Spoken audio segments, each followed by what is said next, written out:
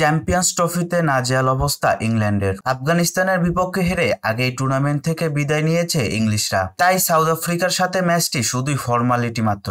তবে শেষ ম্যাচটিতেও লজ্জাজনকভাবে হারলো বাটলার রুটরা। টসে জিতে প্রথমে ব্যাটিং এর সিদ্ধান্ত নেয় ইংল্যান্ড, কিন্তু এত ভালো ব্যাটিং উইকেটেও তাসের ঘরের মতো ভেঙে পড়লো ইংল্যান্ডের ব্যাটিং লাইন আপ। ইংল্যান্ডের ব্যাটিং এর পতনটা শুরু হয় ফিল সল্টের থেকে। ফিল সল্টকে ফেরান মার্কো ইয়ানসন, এরপর মার্কো ইয়ানসন ফেরান জেমি স্মিথ এবং বেন ডাকেটকে। ফলে 37 রানেই 3 উইকেট হারিয়ে চাপের মুখে পড়ে যায় ইংলিশরা। তবে হ্যারি ব্রুক এবং জো রুটের পার্টনারশিপে ঘুরে দাঁড়ায় ইংল্যান্ড। এই দুইয়ের পার্টনারশিপ ভাঙেন কেশব মহারাজ, তুলে নেন 29 বলে 19 রান করা হ্যারি ব্রুকের উইকেট। এরপর 80 রান স্কোরবোর্ডে যোগ করতেই 6 উইকেট হারায় England. Joe Root, লিয়ান Livingstone, Butler সবাই ছিলেন এদিন ব্যর্থ। ফলে ইংল্যান্ড স্কোরবোর্ডে 179 রান তুলতেই অল আউট হয়ে যায়। 180 রানের লক্ষ্য তাড়া করতে নেমে শুরুতেই ট্রিস্টান স্টাবের উইকেট হারায় সাউথ আফ্রিকা। এরপর 25 বলে 27 রান করা রায়ান রিকেলটনকে জোফ্রা আর্চার ফেরালে দলীয় 47 রানে 2 উইকেট হারায় সাউথ আফ্রিকা। তবে এরপর আর কোনো চাপ প্রয়োগ করতে পারেনি ইংলিশ বোলাররা। হেনরি ক্লাসন এবং ভ্যান্ডার ডুসন মিলে গড়েন 127 রানের পার্টনারশিপ। দুজনেই তুলে নেন 50। জয়ের থেকে 6 রান দূরে থেকে হেনরি ক্লাসনের উইকেট হারায় সাউথ আফ্রিকা। ক্লাসন ফিরেন 64 রান করে।